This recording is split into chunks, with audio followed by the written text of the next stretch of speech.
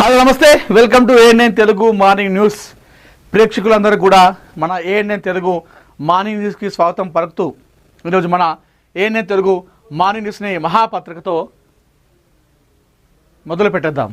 ముందుగా ఏఎన్ఎన్ ప్రేక్షకులందరూ కూడా రాఖీ పౌర్ణమి శుభాకాంక్షలతో ఈరోజు మన మహాపత్రికను ప్రారంభిద్దాం.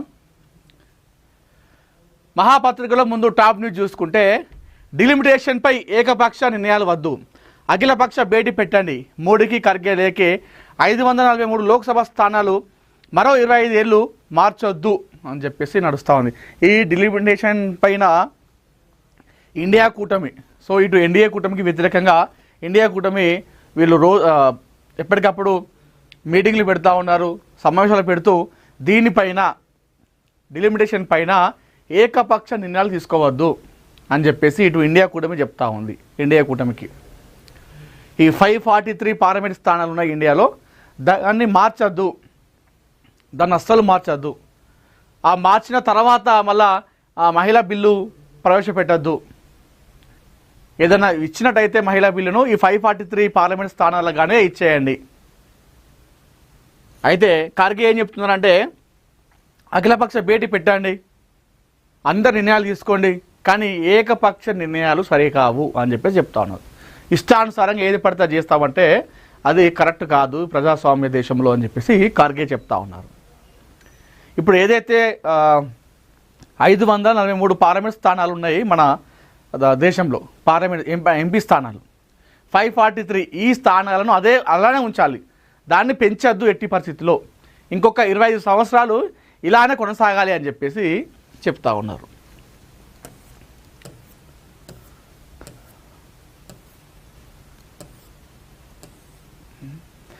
దేశ రాజకీయ భవిష్యత్తుపై సుదూర ప్రభావం చూపే నియోజకవర్గాల పునర్విభజన వంటి అత్యంత సున్నితమైన అంశంపై కేంద్ర ప్రభుత్వం ఏకపక్షంగా ముందుకు వెళ్ళొద్దని ఏఐసిసి అధ్యక్షుడు, రాజ్యసభలో ప్రతిపక్ష నేత మల్లికార్జున ఖర్గే ప్రధానమంత్రి నరేంద్ర మోడీని కోరారు.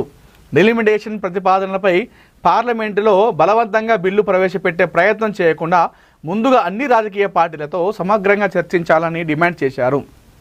ఈ మేరకు ప్రధానమంత్రికి లేఖ రాసిన ఖర్గే దేశ భవిష్యత్తును ప్రభావితం చేసే నిర్ణయాలను పారదర్శకంగా ఏకాభిప్రాయంతో తీసుకోవాలని స్పష్టం చేశారు. డిలిమిటేషన్పై కేంద్ర ప్రభుత్వం ప్రత్యేకంగా పార్లమెంట్ సమావేశాలు నిర్వహించబోతున్నట్లు జరుగుతున్న చర్చల నేపథ్యంలో ఖర్గే లేఖ ప్రాధాన్యం సంతరించుకుంది. నియోజకవర్గాల పునర్విభజన కేవలం ఎన్నికల నియోజకవర్గాల సంఖ్యను మార్చే ప్రక్రియ కాదని, ఇది రాష్ట్రాల రాజకీయ ప్రాతినిధ్యం, సమైక్య వ్యవస్థ, ప్రజాస్వామ్య సమతుల్యత, దక్షిణాది రాష్ట్రాల ప్రయోజనాలతో ముడిపడి ఉన్న అంశమని కాంగ్రెస్ అభిప్రాయపడుతుంది. అందువల్ల కేంద్రం ఎలాంటి నిర్ణయం తీసుకునే ముందు అన్ని పార్టీలను విశ్వాసంలోకి తీసుకోవాలని ఖర్గే కోరారు. 3 డిమాండ్లు. డిలిమిటేషన్ అంశంపై కాంగ్రెస్ తరఫున 3 ప్రధాన డిమాండ్లను ఖర్గే ప్రధాని ముందుంచారు. ప్రస్తుతం దేశంలో ఉన్న 543 లోక్సభ స్థానాల సంఖ్యను ఎట్టి పరిస్థితుల్లోనూ పెంచకూడదని, ఇదే సంఖ్యను మరో 25 సంవత్సరాల పాటు కొనసాగించాలని ఆయన డిమాండ్ చేశారు. అయితే లోక్సభ స్థానాలను పెంచినట్లయితే అది బీజేపీ పార్టీకి లాభం చేకూరుస్తుందని చెప్పేసి చాలామంది చెప్తా ఉన్నారు. ఈ లోక్సభ స్థానాలను పెంచడం ద్వారా ఇండియా కూటమిలో ఉన్నటువంటి పార్టీలు కావచ్చు, ముఖ్యంగా కాంగ్రెస్ పార్టీకి ఇది నష్టం చేకూరుస్తుంది. అది బీజేపీ పార్టీకే అది ప్లస్ అవుతుంది. కాబట్టి అందుకే వాళ్ళు లోక్సభ స్థానాలు పెంచుతున్నారని చెప్పేసి మరొక వాదన అయితే నడుస్తూ ఉంది. లోక్సభ స్థానాలను పెంచడం ద్వారా బీజేపీ పార్టీకి ఇది చాలా అనుకూలంగా ఉంటుంది అనేటువంటిది బయట టాక్ నడుస్తూ ఉంది. ఆ పెంచడం ద్వారా ఇటు కాంగ్రెస్ పార్టీకి నష్టం చేకూరుస్తుందని చెప్పేసి చాలామంది విశ్లేషకులు చెప్తా ఉన్నారు. ఇది నడుస్తూ ఉంది.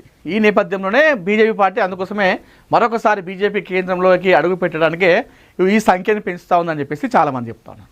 సరే, ఏదేమైనప్పుడు కూడా ఇటు కాంగ్రెస్ పార్టీ అయితే ఒకటే చెప్తా ఉంది, అఖిలపక్ష భేటీ పెట్టండి, అన్ని పార్టీలను పిలుచుకొని అన్ని పార్టీల నిర్ణయాలను వాళ్ళ సలహాలు తీసుకోండి అని చెప్పేసి చెప్తా ఉన్నారు.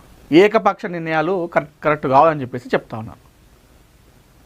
ఇప్పుడైతే ఏదైతే 543 పార్లమెంటు లోక్సభ స్థానాలు ఉన్నాయో మరో 25 సంవత్సరాల వరకు కూడా ఇలానే కొనసాగాలి, ఆ తర్వాత ఏమైనా చూద్దామని చెప్పేసి చెప్తా ఉన్నారు.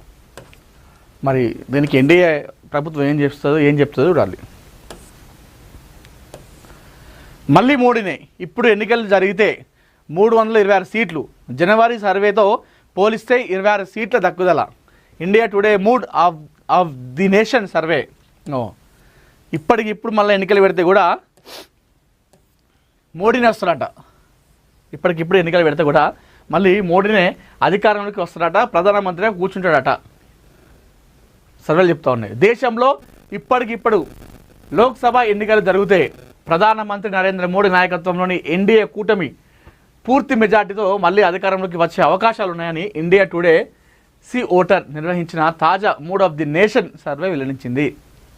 ఇప్పుడు ఎన్నికలు జరిగితే ఎన్డీఏ కూటమి 326 సీట్లు గెలుచుకొని సునాయాసంగా ప్రభుత్వాన్ని ఏర్పాటు చేస్తుందని సర్వే అంచనా వేసింది.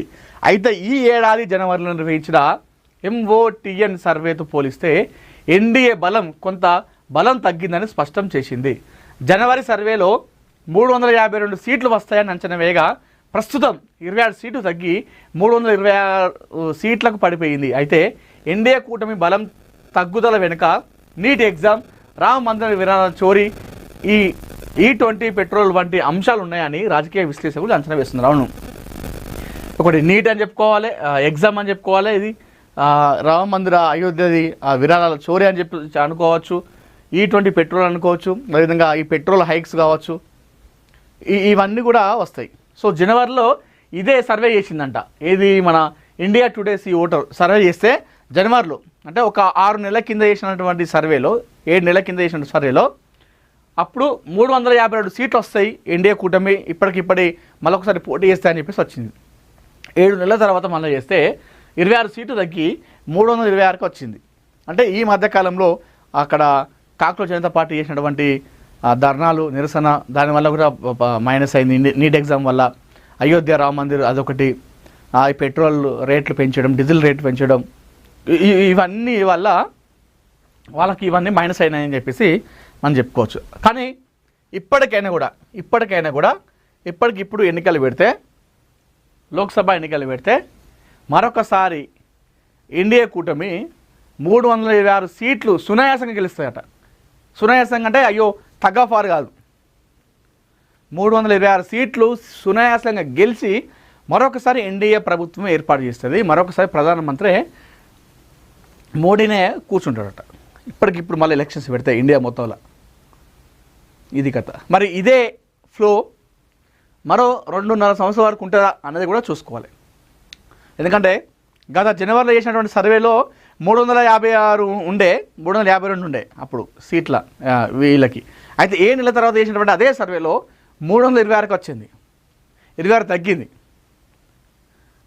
మరి ఇదే ఫ్లోటింగ్ ఉంటుందా 2 సంవత్సరాల వరకు? ఇంకా ఈ నీట్ ఎగ్జామ్ లాగా ఇంకేమన్నా జరిగితే మాత్రం ఇంక ఇవి తగ్గేటువంటి అవకాశాలు ఉన్నాయి. సో ఏదేమైనప్పుడు కూడా ఇప్పటికిప్పుడు ఇండియాలో మరొకసారి లోక్సభ ఎలక్షన్స్ పెడితే ఎన్డీఏ ప్రభుత్వం, ఎన్డీఏ పార్టీలు ఏవైతే ఉన్నాయో 326 సీట్లు గెలుచుకొని మరొకసారి ఎన్డీఏ ప్రభుత్వమే కేంద్రంలో కూర్చుంటుంది. మరొకసారి ప్రధానమంత్రిగా మోడీ కూర్చుంటాడు ఇప్పటికిప్పుడు ఎన్నికలు పెడితే, తాజా సర్వే ప్రకారం. సో మోడీకి మరొకసారి తిరుగు లేదని చెప్పేసి చెప్పుకోవచ్చు కేంద్రంలో. రేవంత్ రెడ్డి పాలిటిక్స్లో అల్లు అర్జున్ సినిమాలో ఇద్దరు బుల్లెట్ ట్రైన్లే. అల్లు అర్జున్ మామ కంచర్ల చంద్రశేఖర్ రెడ్డి సంచలన వ్యాఖ్యలు.